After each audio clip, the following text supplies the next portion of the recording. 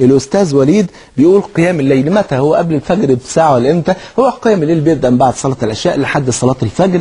الثلث الأخير هو أفضل وقت يا جماعة، لأن ده الوقت الذي ينزل فيه الحق جل وعلا نزولا يليق بجلاله وكماله، كما ورد ذلك في الحديث الذي رواه مسلم. فأفضل وقت لقيام الليل. العشاء بتبدأ من الساعة كام؟ هنقول الساعة 8، والفجر بيبدأ من الساعة كام؟ هنقول مثلا الساعة 4:30 مثلا، ولا قول 4، واخد بالك؟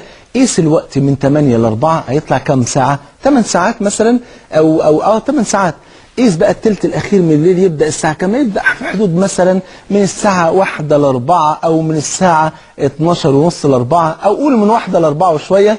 هو ده الثلث الأخير، وده أفضل وقت لقيام الليل. أما وقت قيام الليل فهو أي وقت من بعد العشاء لحد الفجر، ولا نحكر على وقت معين، لكن بيقول أفضل الأوقات هو الثلث الأخير الذي ينزل فيه الحق جل وعلا نزولا يليق بجلاله وكماله، وينادي على عباده المؤمنين: هل من داع يدعوني فأجيبه، هل من سائل يسألني فأعطيه، هل من مستغفر يستغفرني فأغفر له، إلى أن يطلع الصبح. فده الوقت. طيب.